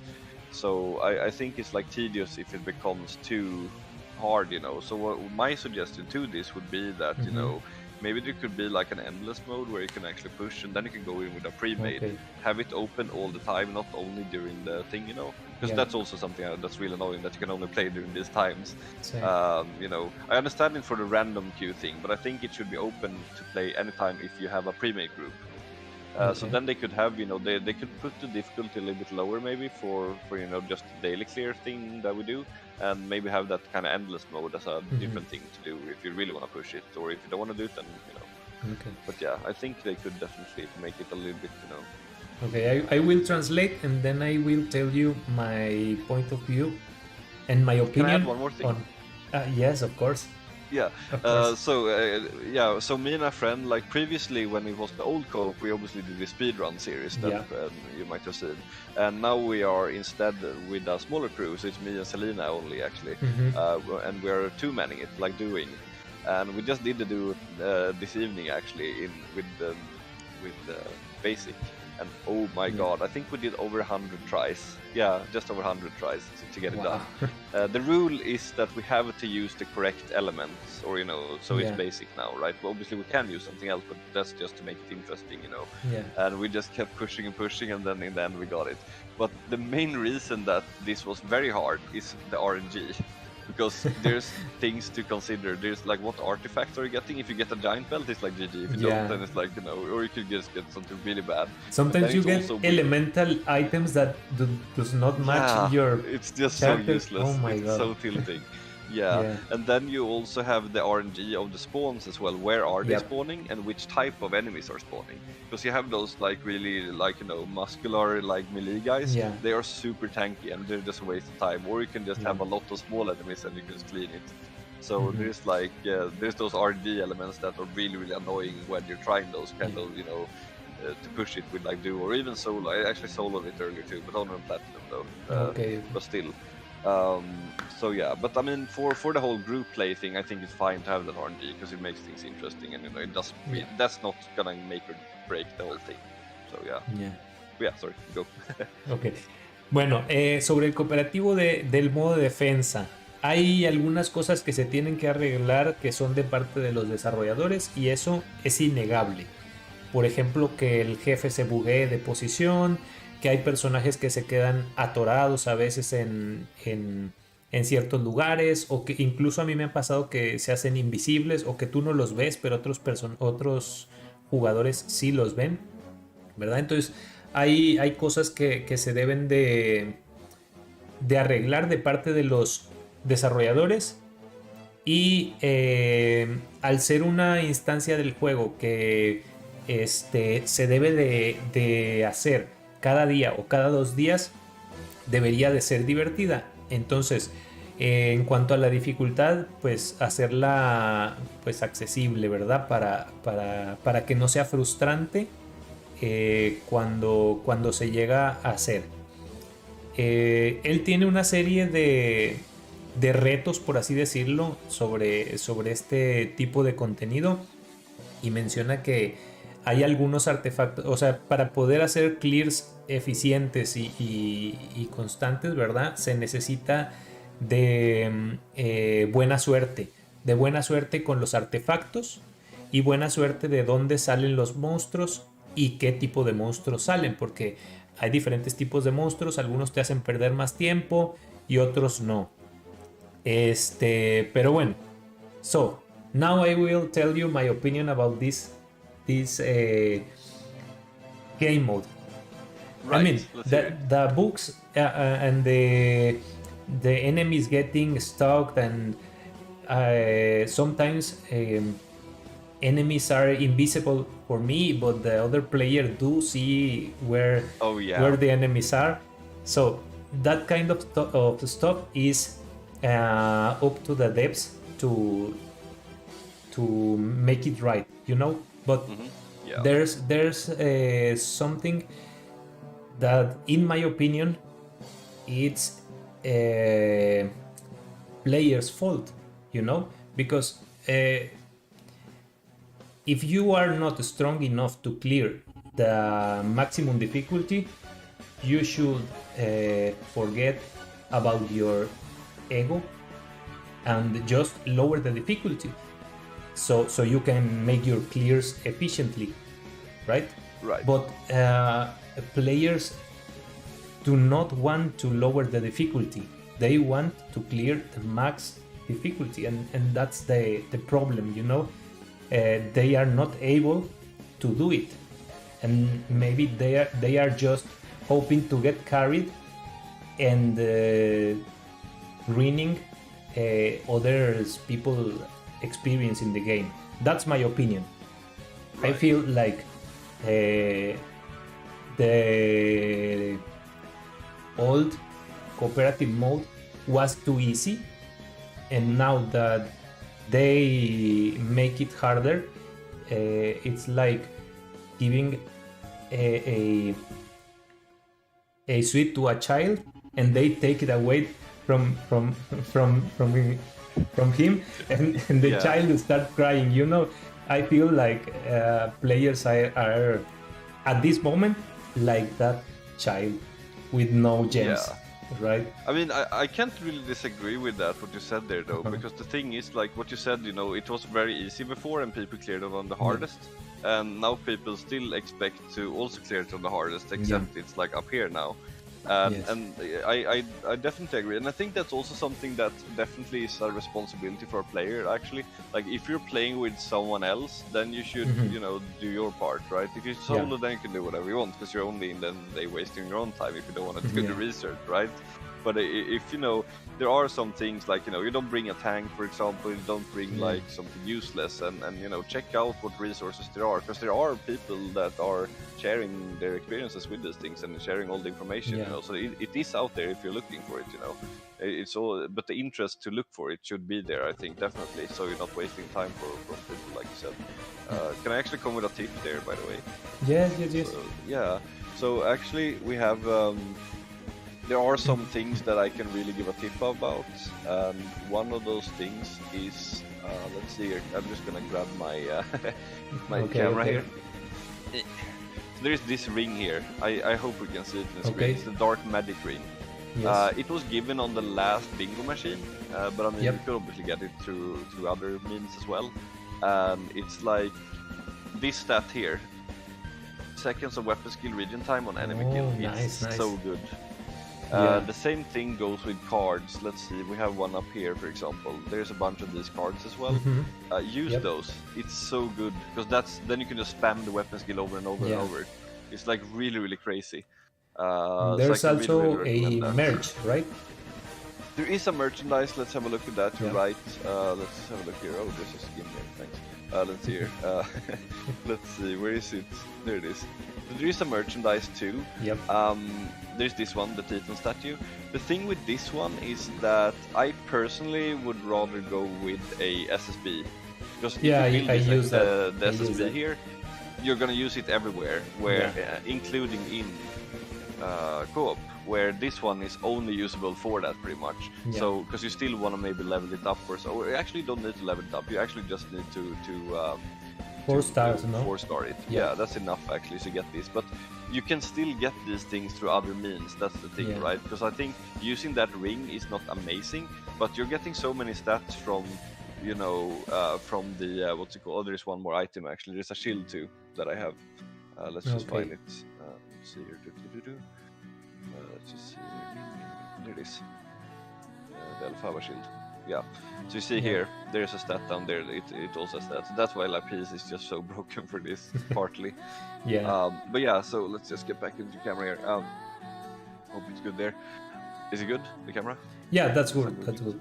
Yeah, that's good. Perfect. So yeah, about those things, I think that the SSB, you know, or the mothership, if you have those, it's 20% damage that you are gonna do more, you know, and that's pretty. I think that effect is added after everything else as well, you know, so it's gonna be like 20, like all the stats that you have, and then plus 20%. And I think that's more valuable than having the statue, because you can reach the same stats, you know, using that ring, for example, or just the 2 cards. So I think you definitely want to go for a statue and then use the other stuff, but it's gonna make it so much easier, and it's a lot of fun too, especially with heroes like Camel and stuff. You could like spam that thing, and you know, so you want to do those little research things to see like how you can be as useful as possible in the group. And maybe, you know, maybe if it's like, you know, Earth enemies, maybe don't bring Garam, Yeah. I know it's really convenient, but it's gonna be bad. You're not Yeah. gonna buff anyone, and you're probably gonna die, maybe. So it's like, I think it's really good for people to actually do those things, and it's gonna be Yeah. fun for everyone, including yourself. So I think it makes sense to kind of do that. So if you want to do it on the hardest, then you obviously have to maybe put a little bit more effort. So yeah. Perfect. Well, let me translate. So, Right, sorry. So much. no problem, no problem. Básicamente, estamos hablando del cooperativo de defensa, donde, desde mi punto de vista, los jugadores que no pueden hacer clears eficientes de la máxima dificultad simplemente deberían bajar la dificultad y pues aceptar que no están tal vez todavía sus cuentas en tan buen estado como para hacer el clear de la máxima dificultad, ¿verdad? Entonces esa es una de las cosas. Las otras cosas es un par de tips sobre los ítems que se podrían estar utilizando para hacer el paso del cooperativo más divertido y más eficiente, ¿verdad? Son las cartas de regeneración de la habilidad en cuando matas a un enemigo. También está el anillo de magia oscura que te da la misma estadística de bajar la regeneración del talento del arma. Cuando matas a un enemigo está el escudo de Efaba que te ayuda con la misma estadística, y en las mercancías también hay uno parecido que es el robotcito Teatán, pero hay mejores opciones en cuanto a la mercancía, que sería la estatua de Bravery Statue. I forgot the name in Spanish. La estatua de la valentía, algo así, something like that. Esos ítems son los que mejores resultados te dan en el nuevo cooperativo. I do play Guardian Tales in English because the translate to Spanish is very bad and you lose so much valuable information in the translation. Also, the translate is in Spanish from Spain, and there's no Latin American Spanish translation. So I do play in English. Oh, that makes sense though. Yeah. Yeah. I can't even imagine, even if it was correct, to have it. Like, how is that actually? I want to ask you that. In other games as well, like AAA games and everything, you can obviously have Spanish like in the game. Is it like weird to have that when like the item names are like in Spanish? Because I'm just thinking for myself, if it was in Swedish, it would be like super derpy. Yeah, it's super weird to have. There's one word that I don't even know it exists in Spanish. That is item. In Spanish, it's pertrecho. It's very weird word. We don't even use in real life, So I had to go to Google and type pertrecho. What does it mean? Because even when I speak Spanish, I don't use that word in real life. It's kind of weird. There's also a few texts that if you chose to play in Spanish, they appear in Portuguese. So it's very weird. Yeah, I'm just thinking of item names as well when it's like those RP names. Take Garam's bow, for example, Thousand Thunder, and then you would have that in Swedish. It just sounds so stupid because there's actually a dub on Star Wars in Swedish, like a really old one from the old ones, from the 80s, and it's just so horrible to listen to because it just sounds really stupid, So yeah, I'm just thinking like because we don't really have games translated in Swedish, because Swedish is obviously small and we're only speaking it. But I'm just thinking for like Spanish or French or German, it must be really weird, or Russian maybe. Yeah, it's a weird sensation to play in like Spanish, but there's also one thing you have to consider, that a lot of people that speak in Spanish do not speak English, so they depend on the translation.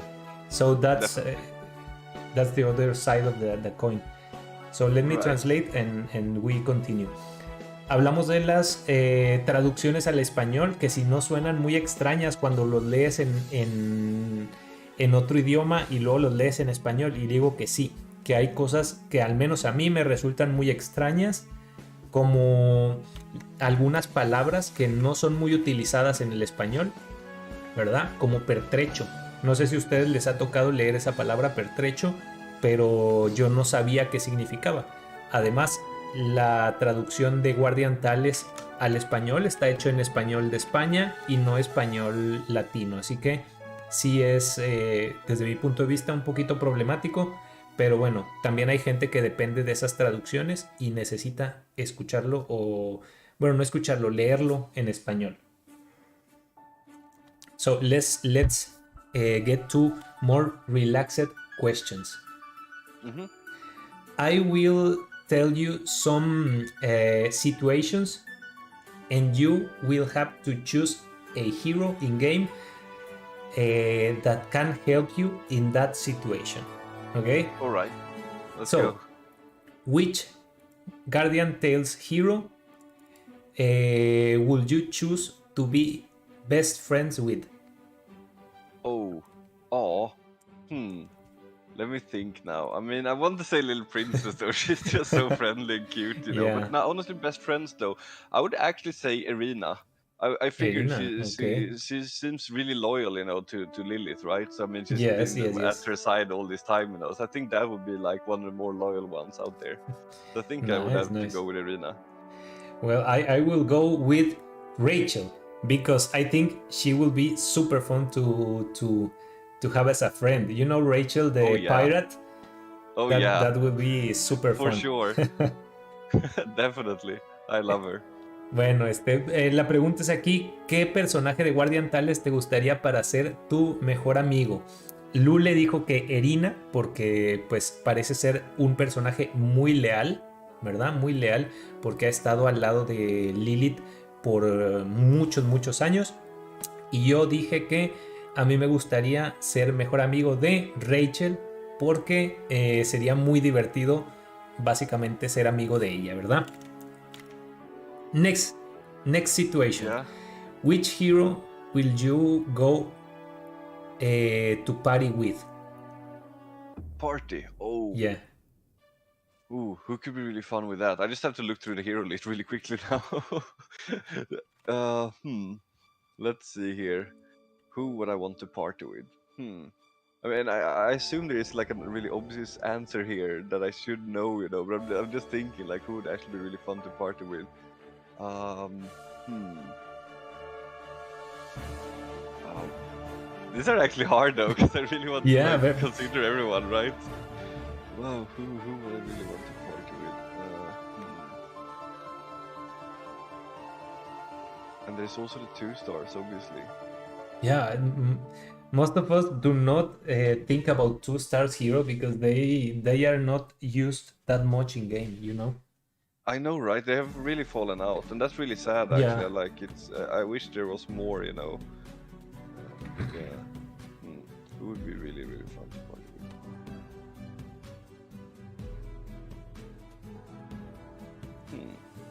Wow, that's really hard question. I mean, I can tell you my answer, maybe to inspire you. Sure. I might choose two heroes. Maybe Bianca, because she's super hot and I would like to go dancing with her, or Lilith. Lilith. One of those two. Yeah. Why Lilith? Same reason. She's super hot. Fair enough. super hot. So I would like to go party with them. Right. Yeah, and I'm just thinking who would be really fun at the party, you know, I think Tinia makes some trouble though, because she's really funny, like as a character. Yeah, Tinia. I think I would definitely go with Tinia, and she's really like she seems really like naive as well. So then you kind of get this kind of feeling of you have to kind of keep an eye on her, you know, so she doesn't do something stupid. So yeah, I'm actually gonna go with Tinia. Nice. And what about going in a survival trip? Who will you take with you? Oh, that's easy. Catherine, 100%. Catherine, the same for me. She's. I mean, I think that she's the only one like with that theme of a Yeah. character, of a Yeah. survivalist, you know? She seems really naive though. So I mean, if you know the panda trio comes, you have to kind of get her back, Yeah. so she doesn't get tricked into something. But There's yeah, I also remember that one. segment in the story. Oh yeah. Panda Trio are super tricky, you know. Yeah. And there's a curiosity about Catherine, that in the drawing she has black hair, but Right. in game when you are using her, she has brown hair. Oh, let me check that right away. Actually, that's interesting. Check that. It's kind of weird. I mean, the sprite of hair Oh yeah. is brown hair, and the art Yeah, is that's black hair. interesting. I never noticed that. No, and I think she's the only character that changed the hair color from the when you see Yeah. the sprite. That's really interesting. Yeah, that's pretty cool. Huh, didn't know that. Well, next situation. If you have a bar fight 2-on-2, who Oh, a bar fight. who will you choose to be on your side? Oh wow. I mean, I guess I should say Beth, but maybe she's gonna kill everyone though. Yeah, I she's mean, very it's like, very you know, dangerous. Yeah, you just tell her to like, help, and then you run away yourself, because she's just gonna go. Yeah. Yeah, but that would be a safe bet. You're not gonna lose with that, at least. Yeah. I mean, I might choose Marvin. Marvin would be Oh a yeah, decent, of course. decent hero to have at your side, like a Yeah. really buffed guy, you know. Yeah, I'm thinking of the Terminator 2 movie, Judgment Day, where you have, Yeah. John Connor, and then you have like, the Terminator with him, It's kind of like Yeah. that actually. Yeah, that's a good choice actually. I like that one. Yeah, for sure. Bueno, le pregunté cuál sería el personaje que le gustaría tener a su lado en una pelea de 2 contra 2 en un bar. Y posiblemente él elegiría a Beth porque definitivamente vas a ganar, pero posiblemente tendrías que decirle que se relajara un poquito porque habría problemas con que pueda matar a todos, ¿verdad? Y yo escogería a Marvin porque está mamadísimo. Y ya. Bueno. So, if you get into a zombie apocalypse situation, Ooh. who would you like to be your companion? Oh, that's an interesting one actually. Who would I choose? I'm thinking, like, the first one that I'm thinking of could be like, I mean, maybe Eugene actually. She has a bike, so we can actually flee. Yeah, that's a... No, but I'm thinking maybe actually like Marina or something, because I'm thinking like she has that leader ability and all those kind of things, so maybe that could be useful actually. Nice. I will choose maybe any light hero, if I mean, zombies are always like dark type, in RPGs, and I think every light hero will be helpful there.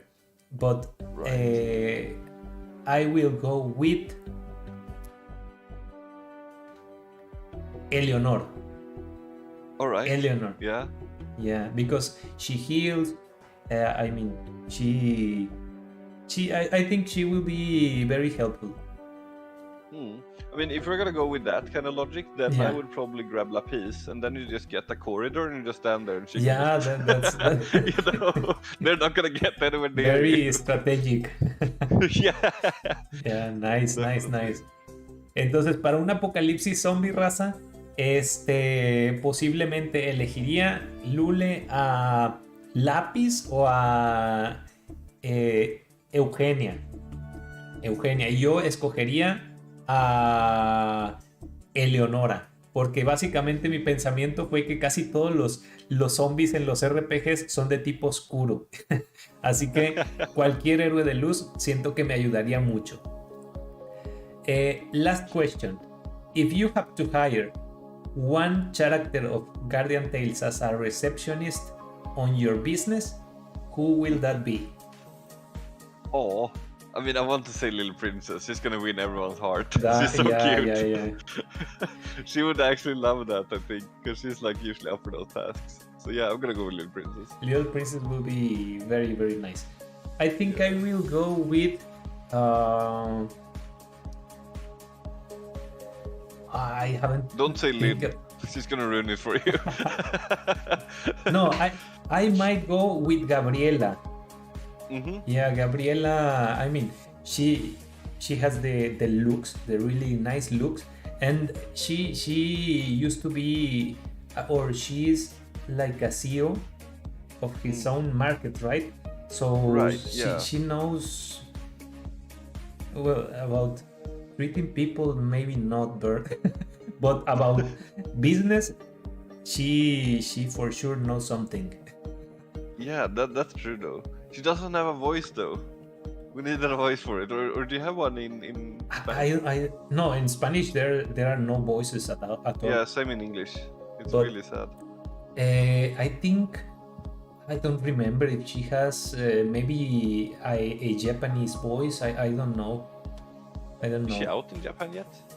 No. But I mean, the game has Japanese audio and Right. English audio, not Korean. So it's kind of weird.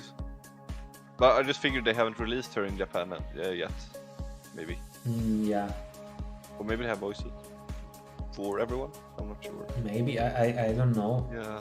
But yeah, I really hope we can get one. It's her, and I think it is Lan as well doesn't have one. Yeah, I mean I regularly play with no sound, so Ah, I don't remember you're missing out so much. the voices.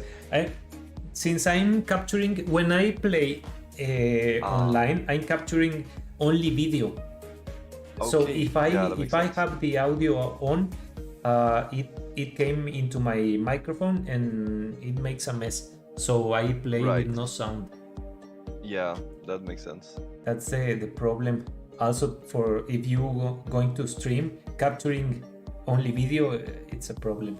I think that problem also happened to K-Rim in one stream. Then they Oh, yeah, I changed remember to emulators. Yeah, I remember After that, I relate with Yeah, K-Rim definitely. in that. Yeah. So that was my last question. Let me translate, and then we can. How do you say goodbye? But not as Wrap it up. wrap it up, and that's Right. the word. Yeah. Entonces, Raza, le pregunté cuál sería la recepcionista para si tuviera que contratar a un personaje como recepcionista, sería, desde el punto de vista de Lule, la princesita, porque se ganaría el corazón de todos. Y yo, desde mi punto de vista, escogería a Gabriela porque tiene muy buena vista y además está acostumbrada a trabajar en negocios y demás, ¿verdad? Tal vez no en el contacto con la gente, pero de que sabe de negocios, sabe, ¿verdad? Entonces, gente, esta fue la entrevista con Lule. Espero la hayan disfrutado. Vamos a ver si tienen algún comentario extra que compartir con nosotros y después de eso pasamos a despedirnos. So, Lule, any extra tip or advice, anything you want to say before we say goodbye? Oh wow, I don't know actually. I'm nothing that I can really think of now actually. Not on top of my head at least. Yeah, nothing. Or unless you have something, or and some other questions, or some other topic we could discuss. Because I remember I think you mentioned something earlier. The co-op defensive It was co-op, yeah, but I think collaboration. Let's talk a little bit about yeah, that. that's the one. Yeah, collaboration. Yeah. So you think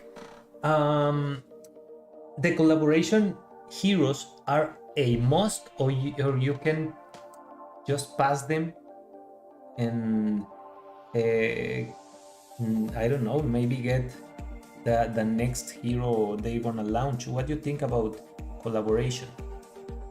Ooh, well, we don't really know that much about Celos yet. Obviously, Yeah, the Celos dark is one. a mystery. Yeah, I mean, we've seen some things. If it's true or not, we Yeah. obviously will see that, I guess, in the middle of next week when Korea gets it. But Mhm. if we just look at the other two, I mean, you're obviously going to get one of them for free, right? So, I mean, Yeah. so it's basically about Lina, basically, if she's going to be. Mhm. So here's the thing. She seems really, really good for Colo now, definitely. Yeah. But, I mean, the meta, it changes all the time, right? So, I mean, I guess it's not Yeah. the end of the world if you don't get her. However, obviously those heroes are limited, so you are never Yeah. gonna get them again. So I think that's more like, I think that weighs more than the usability at the moment. Because like I said, the meta changes all the time. Mhm. Lina is gonna make it easier for you versus the Earth Mono, of course. She's Yeah. just really well there, but that's also going to mean that there's gonna be more water heroes maybe coming back. So and Yeah. yeah, so I don't think I would not say it's a must have. It's not like it's not an arena or anything like that, or a future princess when she came, Yeah. But at the same time, they are limited, So I think that if you care about having everything or don't want to miss out basically, Yeah. or just like the hero, I mean, obviously do it, like no matter Yeah. what, get it. But other than that, because you don't need to stress about building it or something, as long as you get it and maybe one weapon as well, because I'm assuming Yeah. that the weapon is also going to be limited in that, like you need one weapon maybe. I'm Yeah. not sure how that works actually, or maybe it's enough to only have the hero. I'm not sure, but yeah. I mean, Lina needs the weapon to get the weapon skill. Right. I mean, Now I'm just it's thinking too if you can good. get the weapon after Yeah. the collaboration. I don't Oh, think so I though. that Probably not. I don't know. I mean, I it's in the don't know. banner, right? So I mean, I would Yeah. assume that you need to get both of them. So I have Because been yeah. telling my viewers to get these heroes for sure, and if they can, to put some money in, because this first collaboration will definitely uh, be impactful if we want more collaborations, That is a good point. So you might not know Slayers, but if you put some money in, you are sending a message that you like Guardian Tales making collaborations, and maybe next year you get something you like, Mm-hmm. So I've been That's a really good point I actually. have been telling that to my audience, because they were mostly young people that don't know Slayer Next, and they were like, nah, I'm not gonna spend money into that, Yeah, but that makes sense though. That's actually I haven't thought of that at all actually. Yeah. Yeah, that's true. But still, I mean, I have saved some money to put in, because I'm feeling that this it's called FOMO, fear of missing out. It's Right. Yeah. how can you describe? It's a gacha game strategy they use to pressure players into spending money, and I'm definitely feeling that with this collaboration, with all these. You're not going to get another opportunity to get these heroes, so Yeah. you. That is true. So Yeah, I mean, I'm if you have the resources, I would definitely Yeah. do it, because you can build other things later at your own pace. Like I said before, it's Yeah. enough if you only get one hero and the weapon. You don't need to build them now, as long as you have them, because then you can take Yeah. your time and do it later. But I mean, like you said, you're not going to have another chance after. So unless you absolutely do not care or simply do not have the resources, then then you don't. Then I guess you could skip it, obviously. But like, I mean, if you Yeah. have the resources and you're like, go for it, definitely.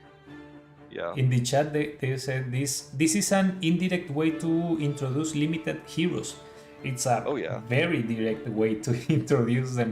They are It's very actually direct, yeah. limited heroes, and I mean, I think it's a good thing to have limited heroes, because at least from a collector point of view, you have a spender advantage if you get these heroes. At least you can Yeah. show off your, I have Lina, you don't. Yeah.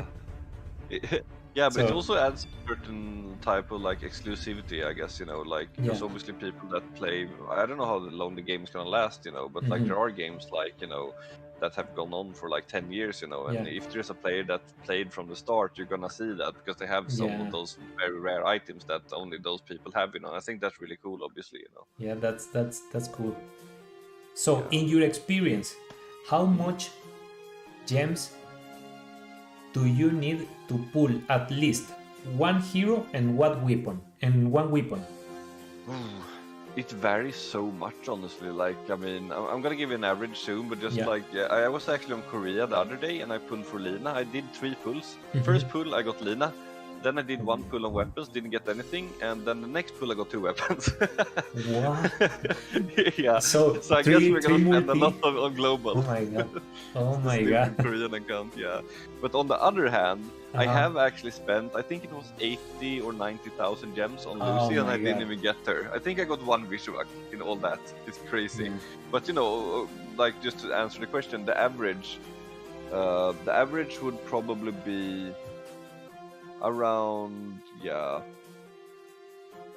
40k maybe to 60k per weapon.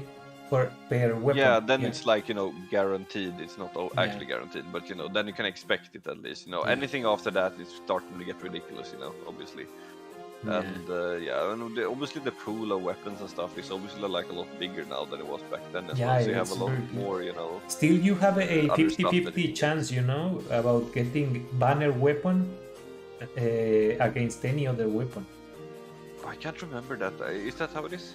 When you get a white box in weapons, I mean the white box with like a rainbow thingy on it.